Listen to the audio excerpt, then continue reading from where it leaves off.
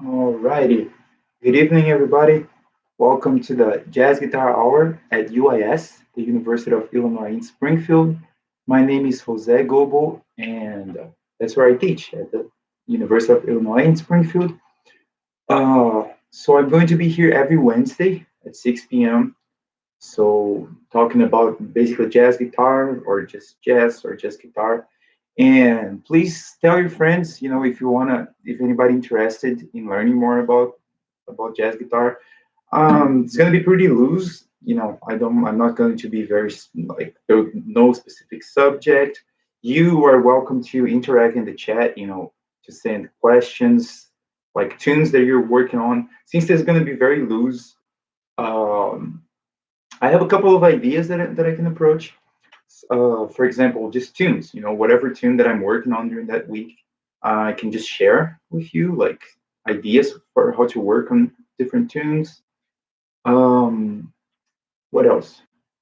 Yeah, so let's get started. The first, just started playing a blues in F, which is something safe when if you go to a jazz gig, you don't know the musicians that you're playing with. Calling a blues is something always safe.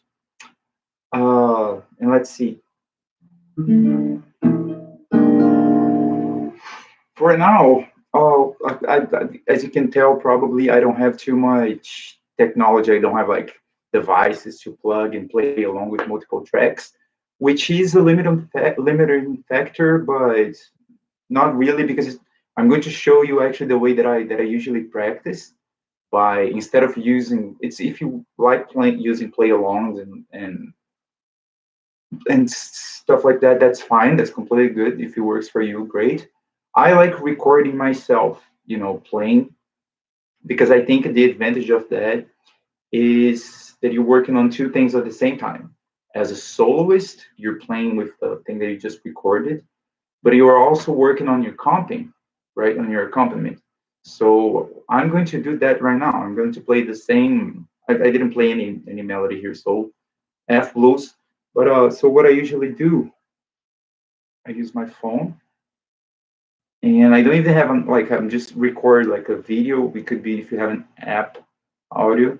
So I'm going to just play a couple of choruses, and once again, feel free to drop to say whatever. Like if you have suggestions or anything that you want to know about hopefully related with jazz guitar. Um, and one idea that I'll try right now and see how it works. I'm just gonna play a couple, record myself comping a couple of courses, and then just improvise on the thing that I just recorded, and then see whatever comes up, and then I can discuss like techniques that I applied, superimposition, you name it. So, and I'm going to use a metronome. Am I going to use a metronome? Let's do without the metronome for now, which is a good exercise too. See if the time is going to feel good or not. So here we go. Just record the comping for a couple of choruses of blues in F.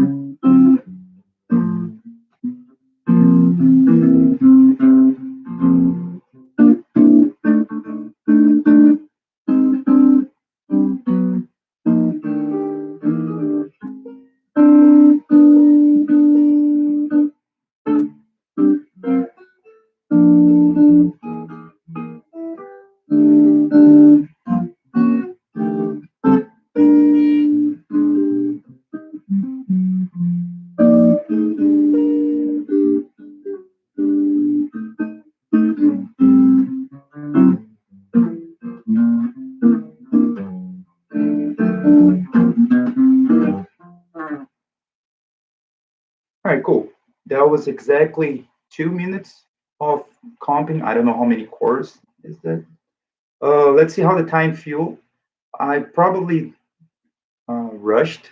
That's a tendency of mine. But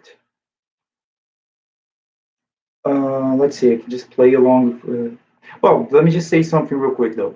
That the idea behind like keeping it pretty loose is just I recently got my DMA, meaning a doctorate in jazz performance at the University of Illinois. And I think just the preparation for that, for having to do a very structured defense, it's kind of too much stress. You have to think about everything that you're going to say, and you have to really explain what you're talking about, which just makes sense. I'm not complaining. That was great. But it's also cool to just like speculate, just like try stuff. And so Uh, I might sometimes for now I'm just talking about F blues, but I might throw just be aware that this is not going to be like a super academic present. I may just say like whatever comes up. So let's just play along with this couple of chords that I recorded and see what happens. Let's see if the sound's coming up.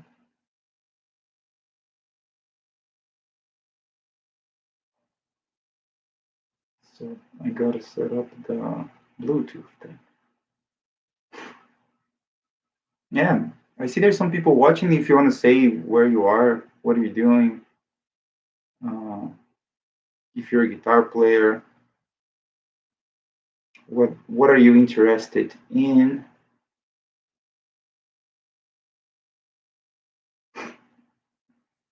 Uh, 1 second here. I'm just trying to get a better sound from my speakers.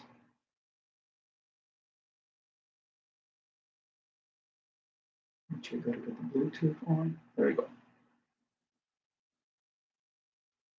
All right, so finally, let's see if that comping sounded good. The reason why I mentioned the doctorate and the comping, it's because I did my project on Brazilian guitarist Toninho Horta. If you're not familiar with him, check it out. Very inspired, like, and that's where most of my comping, like a lot of people, not a lot of people, but people that ask me about comping that like what I do on the guitar, it's mostly most of the people interested in the way in the comping, like connecting the chords and voice leading. And a lot of what I do, I stole from Toninho. And yeah, so let's see those chords. I definitely rushed.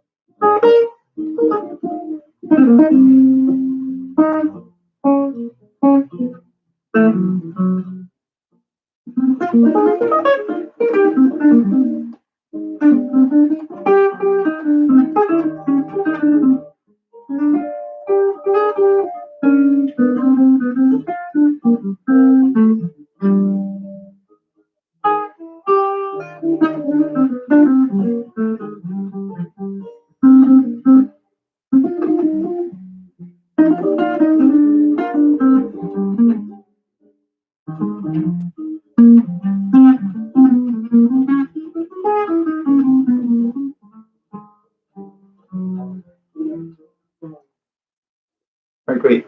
That was 2 minutes of blues in F. It's very interesting to be playing and thinking about like what to talk about because in improvisation is you hear from all the masters that it's good for you to learn your licks, patterns, melodies, scales, and everything, your techniques, and then when you're improvising, to forget about it. So it's a little bit of a challenge to try to be. But of course, I know some things that came up here that I have been working on. And one thing that I can mention at first, um, I'm assuming that most of you interested in this type of thing will be familiar with the basic scales that you use for that. If not, just say something and I can go back and explain. But just a little bit of more somewhat advanced concept here that something that I've been working on, just incorporating the use of the sound of fourths. What I mean by that is this type of patterns, this type of sound, I should say. That's something that you're gonna hear a lot um, in the well, a lot of I could mention a lot of people, but a sound that really jumps off when you think of this type of. It's an approach that can be used in modal music and like the way McCoy Tyner plays on the John Coltrane Quartet. So that type of sound, like,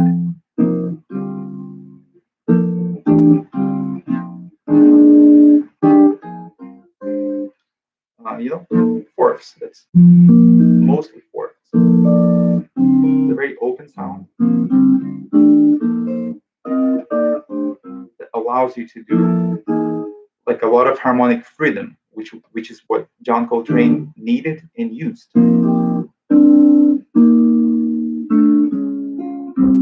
So how do we apply this fourth thing? I'm gonna mix it up, like also talking about motivic development. That's something that I try to always keep in mind. If I forget about it, that's my fault. But we can talk about both at the same time. So in terms of like, it's in order to construct like an effective solo, you want like to tell a story with your lines and everything. Basically, just hitting the right notes and just playing the scales that go with each chord. That's usually not enough, you know. Like, does that sound appealing? Probably not too much. It's a beginning. You need to be able to do that. Just play the right like sounds over each chord. However, the next step, like to try to really play something cohesive and appealing. At least for me, something that I really like applying is motivic development. Um, with the fourth thing, I'm going to try to now just play the same. I'm going to recycle the record that I just did. Even though I'm rushing, I might record another one a little bit using the metronome. But for now, I'm just going to recycle and only try to do just a 2 minute solo, only overusing the fourth sound that I was mentioning. Okay, so let's see what happens with that.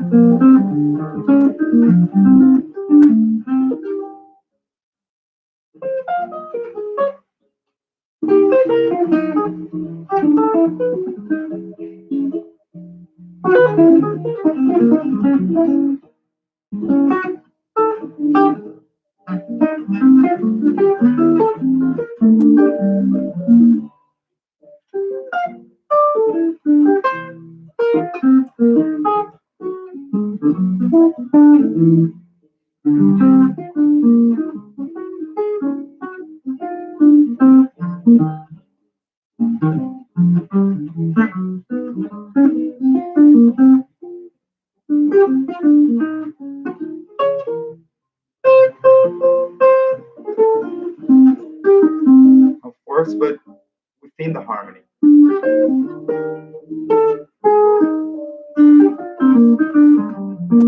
It's crazy.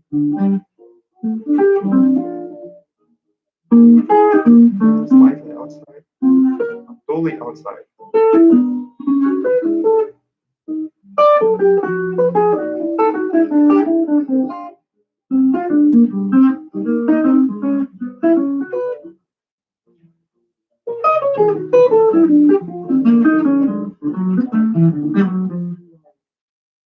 Cool. So yeah, they just when I said inside the harmony, I was thinking, let's say if it's a 2-5 on the turnaround, the 2-5-1 going to F. So just thinking of the fourths that I can find patterns like that on the G Dorian sound. So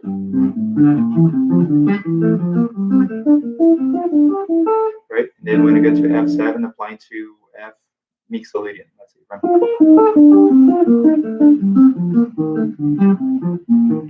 So yeah, patterns. Um, that's something that might be a good idea to start with, you know, every week because it's a good. But also, it's like everything that you say. I think these days, 2021, everything could be controversial. I don't think that it should be like this for patterns, but they are a little bit controversial. A lot of people say that you can sound too mechanic and all that if you practice patterns. I respectfully disagree. I think patterns are great as a way, especially as I said, to do that in the beginning, as a way to just warm up your hands, you know, get your fingers ready to do whatever your brain and your ears and your heart want it to go. So that's like now trying to, I guess, we're still kind of on the same three subjects on the same time. So when I say if you're in F mixolydian, one thing that you can do in the beat,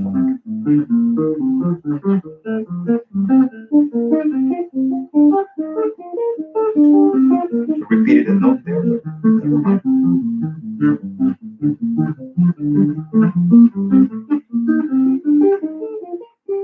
See, the thing with patterns though, it's just like when you start playing the sound, whatever you're playing. Um, if it's a pattern, it has some logic behind it, right? Here I'm just playing each note of the F mixolydian scale, but I'm also playing the note a fourth above. It's not going always to be a perfect fourth. For example, na na, yeah, now. But we can hit a lot of them, a lot of the perfect. Like, not here, but here, here. It gives your ears a sound of, it's a little bit of the, when you're improvising, you want to have a nice balance between surprise and something predictable, right? So it's gonna be boring if you're playing everything predictable. If like if you the person start playing and you know exactly where they're going, that you can lose interest. However, if everything's completely new, like everything you have no idea where they're going, and then they go somewhere completely unexpected, that can also uh, not be very appealing, right? So having a nice balance between predictable material and surprising material should sound like a good idea. Um, so that's I'm saying I'm talking about the patterns. They give you a little bit of the predictable element. You know, if you start playing,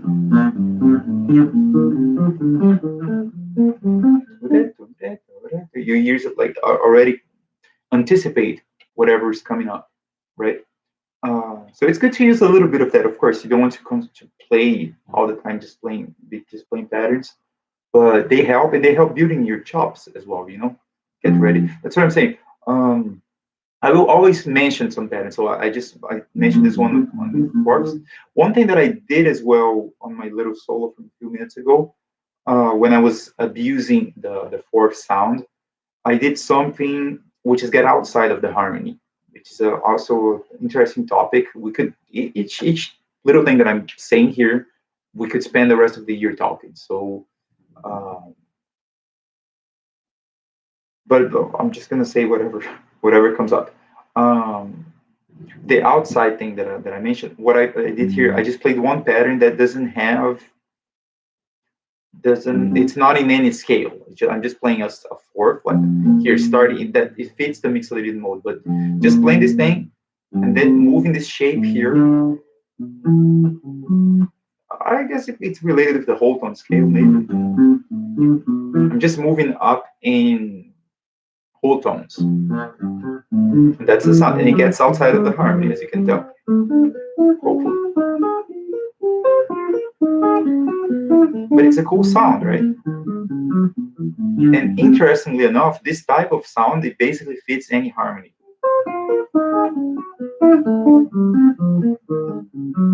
And if you want me to prove that or prove me wrong, I'm going to record just a tune that came to mind that some of you may know.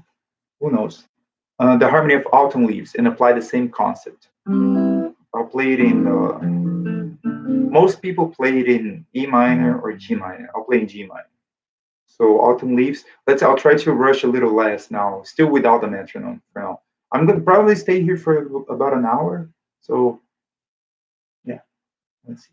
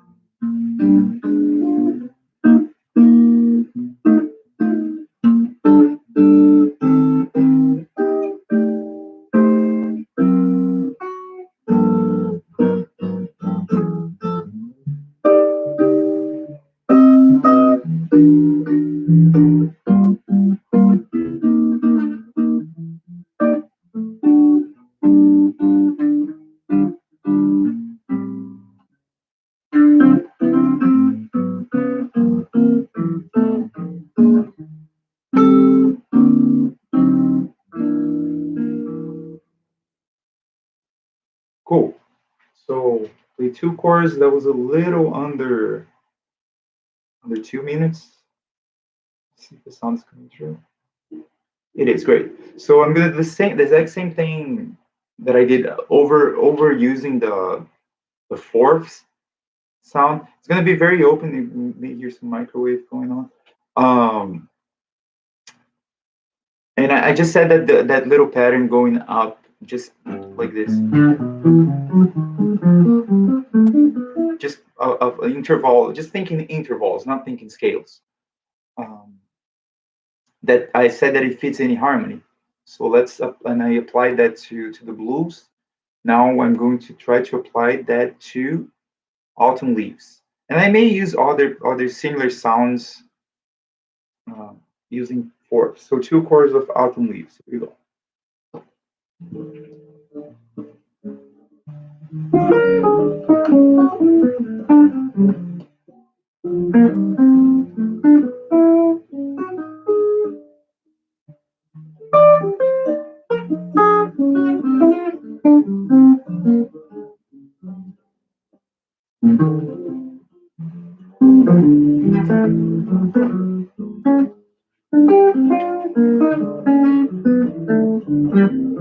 Especially if you put some nice rhythm to it, then you can play anything basically.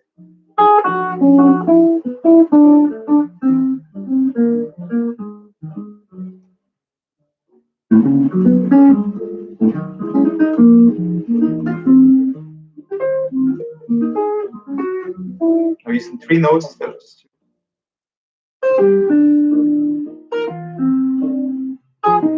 Transpose this shape.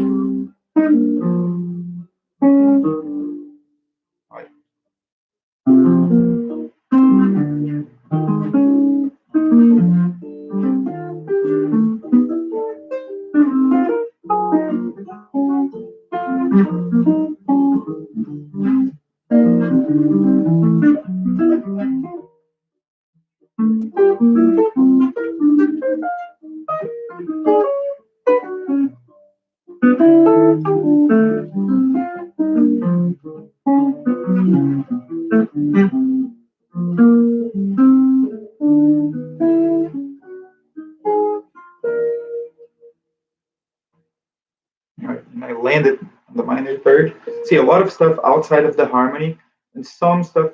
Some of the most of the time I was conscious of where the chords were, but I was trying to just move the pattern along and not try to force myself to make it fit. Uh, and let me give credit. Of course, I can make references to everything. I'm not inventing anything.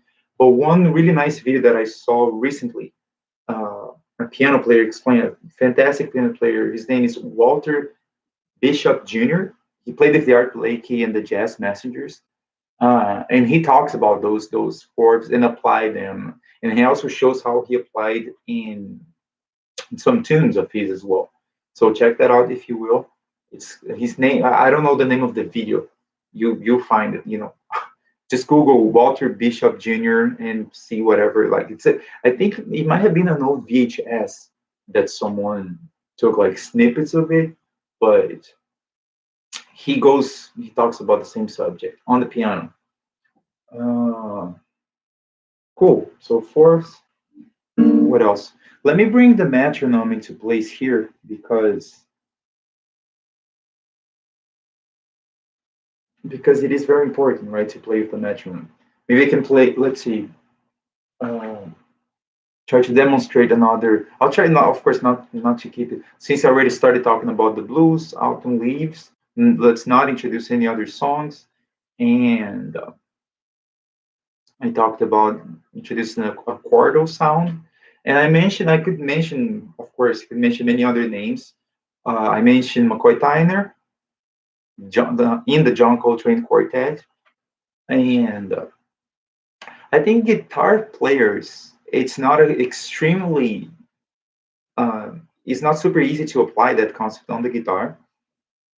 Maybe more recently, more guitar players have been. People like Kurt Ruzowinkle, Mike Moreno, Lage Lond, Vic Juris, who and anyway, like more recent, John Abercrombie. That's a guy that came to mind when I was talking about motivic development. I kind of stole some ideas by the way John Abercrombie plays, and you can find countless videos of him talking about it as well. The idea here, I think you can check all those guys that play much better than I do.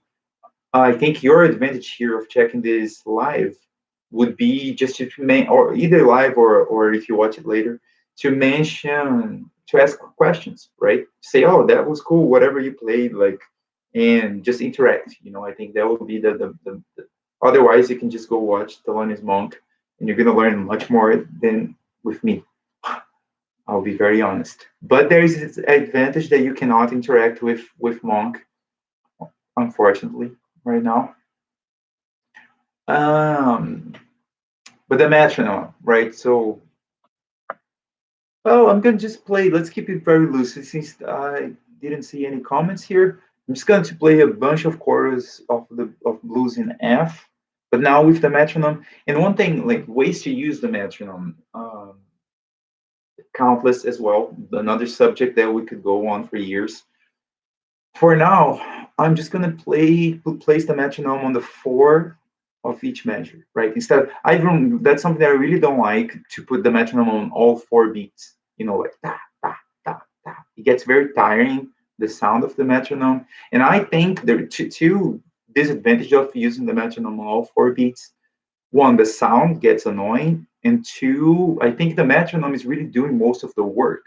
You know, I like usually putting as I just said, I'm gonna do right now, to put it only on the four, because then I have to work on keeping good time, and also the sound.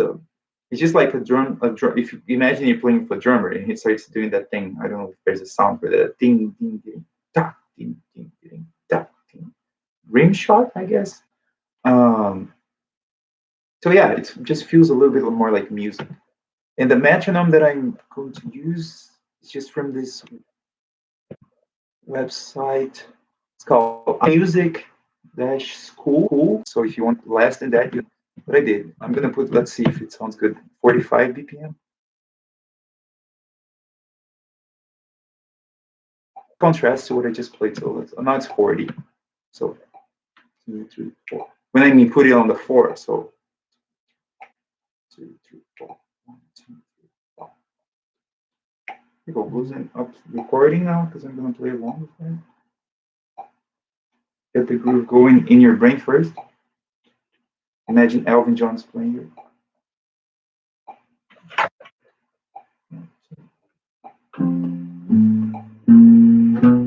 Maybe just bass.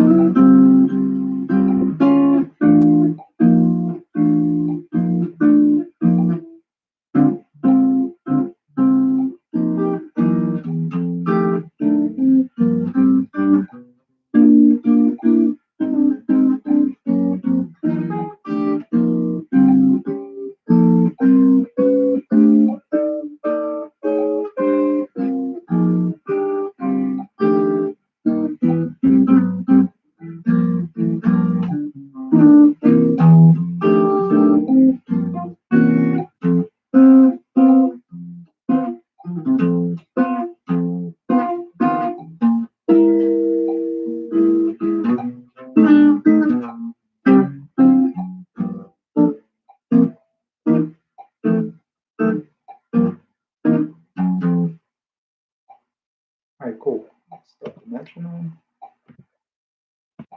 I don't know if you noticed in the beginning here, the metronome got a little bit off. Usually I joke around, you're playing with the metronome, but you if usually you mess up the form the tempo, and you can say that the metronome made a mistake. It was actually the internet, the connect. That happens often.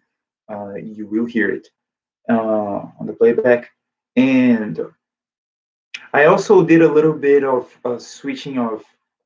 I didn't plan too much ahead, but I was thinking about it while doing it, which is I play in the middle of the thing, the middle choruses. I try to use more of a more traditional approach of just playing a steady groove, you know. And one person that comes to mind when playing that type of stuff, a couple of people, but pianist Red Garland that played with the Miles Davis group in the 50s. Uh, Red Garland or Wynton Kelly, a little bit more modern, came to play with Miles Davis after Red Garland, but also a similar concept, you know, of just establishing a pocket, like a groove, you know, instead of just playing crazy wild things. And then on the final choruses, I did a little bit more of the way maybe McCoy Tyner, if he played guitar, would play, just playing like polyrhythms, you know, playing different rhythms superimposing on top of the 4/4 rhythm, a little bit more open approach. So we're gonna hear a little bit of both. Um, I think I'm just gonna play along whatever comes to mind and get back and catch on another topic. We'll see. Here we go.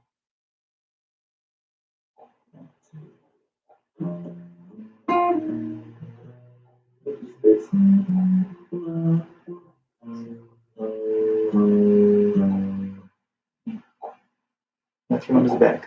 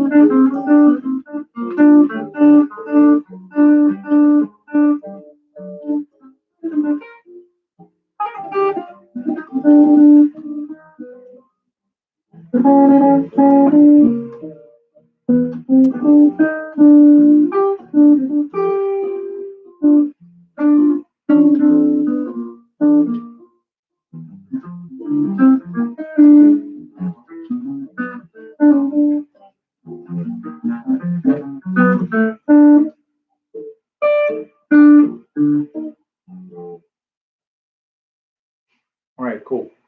So you heard a lot of these in there, didn't you? That was the idea. Just keep it recurring as a recurring theme. One thing that came to mind that I was just revisiting earlier this week. Brad Meldo, piano player Brad Meldo. If you're not familiarize yourself with. Fantastic piano player. Uh, he's recording of Solar, the Miles Davis or Bill Evans or Chuck Wayne. There's a controversy who composed that tune, but Solar. Yeah, Brad Meldo plays a ridiculous version. There's a couple of live recordings as well, but there's one on the CD, the Art of the Trio, in which he plays like the tune goes on. That's the harm, and he just stayed on that D for a bunch of choruses, even when it doesn't fit the harmony. Uh, to me, it's just a fantastic example of patience as well. Somebody that has the chops to just play crazy thing, all over, but he chose to stay with one note for like, I don't know, six choruses. Worth checking out. Brad Meldo. Is it live at the Village Vanguard? Yeah, the Art of the Trio live at the Village Vanguard. Okay, so what else? 15 minutes more. Let me know if you have questions, and feel free to comment on the either here on the chat if you whoever's watching. Thanks for watching, and but you can also on the comments of the video, on YouTube, and if you need to, we could also send an email. Let's see. Let's do something else. How about playing the blues in another key? That sounds like a great idea. Because sometimes we hear piano players talking about, oh, the guitar transposing on the guitar is very easy because all you have to do is like switch like this. So I don't know, look at my fingers and see, like, I don't think, if you're playing a blues in F, the shapes, of course you can recycle some of them, like from 251 in F, 251 in F sharp, you sure can do. But changing keys absolutely affects your playing, and especially when open strings come to play, like if you're normal human beings, if you are a normal human being, you cannot play this shape, this voice in here in the key of F, like that's an F sharp 7, 13, but I'm playing the 13 and the 9 as a cluster on top. Can you do that here? No, you can't. So changing keys changes perspectives. So how about I'm gonna do the same thing, just record a couple of choruses. Now in F sharp, half step up, which is some people think you just move your shapes up. Not necessarily. There's lots of different things that come into play. And let's use the metronome once again at 40 BPM. That's where I have it set up right now. And but meaning that's I'm only hearing the 4. 1, 2, 3, 4. 1, 2, 3, 4. Blues in F sharp.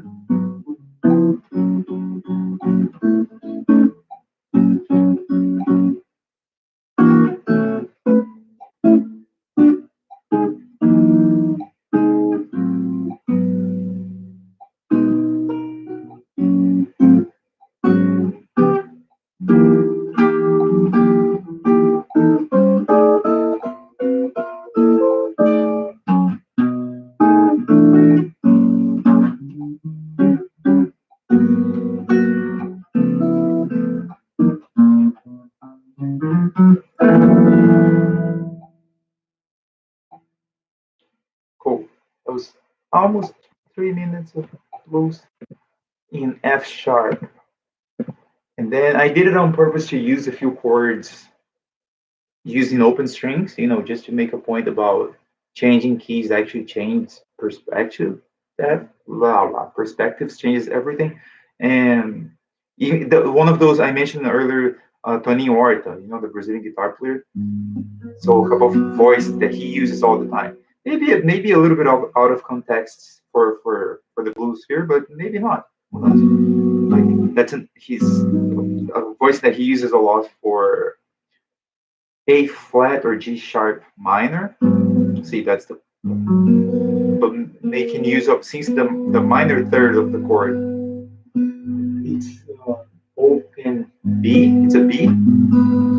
Then you can put the nine right next to it. That's the sound, crunchy. And then you can also add the minor seventh tone, pretty hip voicing. And then to complement it, for the D flat seven, add a sharp five here and another cluster A with the open B. And since we're here, since all the strings are open, usually open strings, everything sounds great. Which is the sharp nine, right? The Jimi Hendrix basically, Purple Haze, but with also with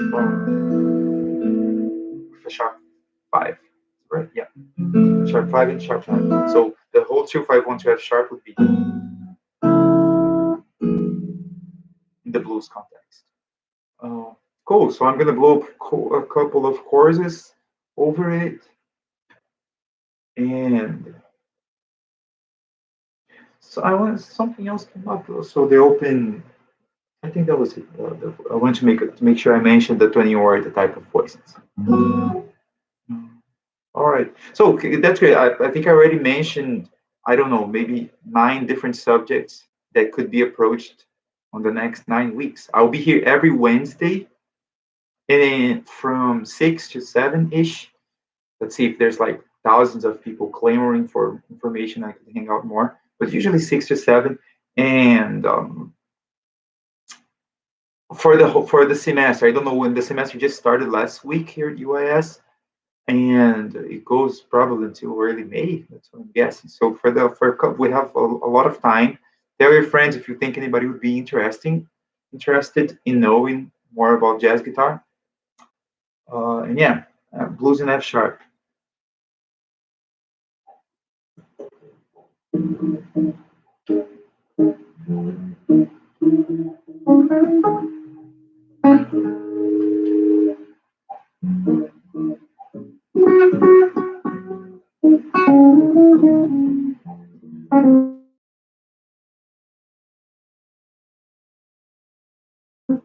Only playing off of something that I just heard somewhat and developing it.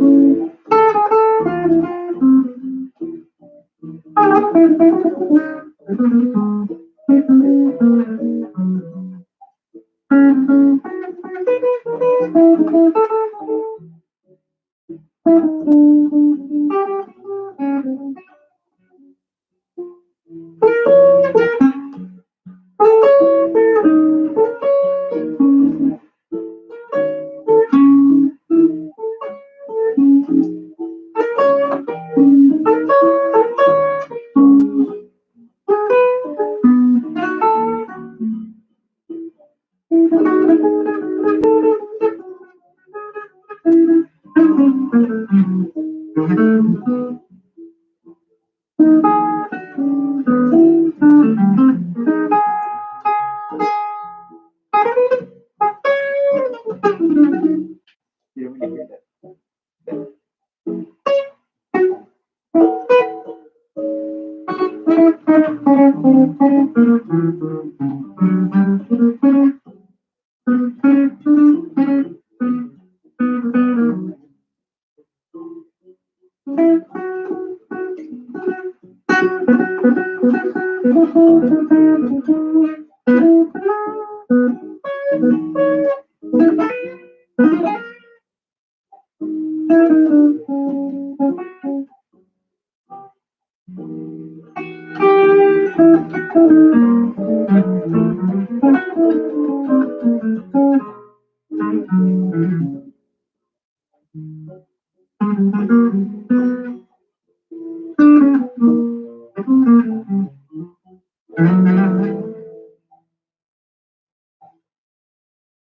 Cool.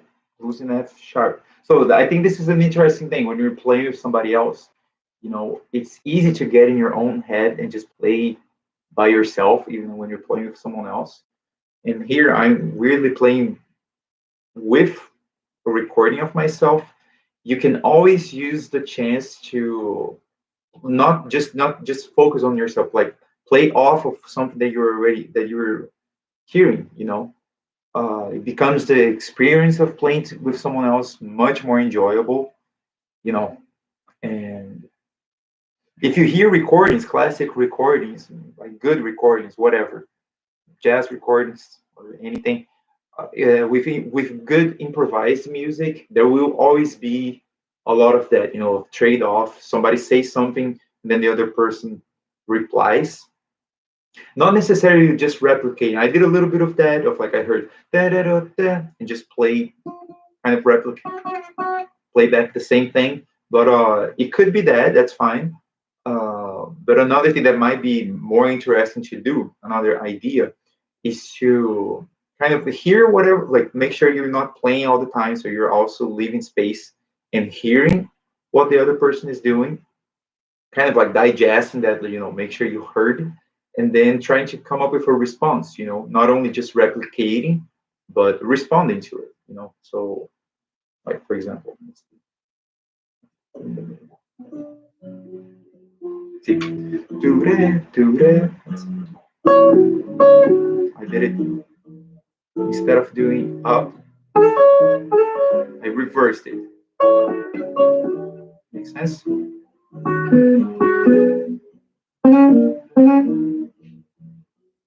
There's many ways that you can explore the idea. Just like the idea is to, when you're playing with someone else, either if it's a recording or whatever, there's a lot of that nowadays, right? The pandemic. Um, I mean, hopefully you can still manage to find friends and play along. Not a huge group of people, maybe just duos. You get tested, get vaccinated. I don't know. Uh, But I think that should be enough for today, right? Hope you're enjoying. If you're listening to this later, that's fine. I'll be here every Wednesday at 6 p.m.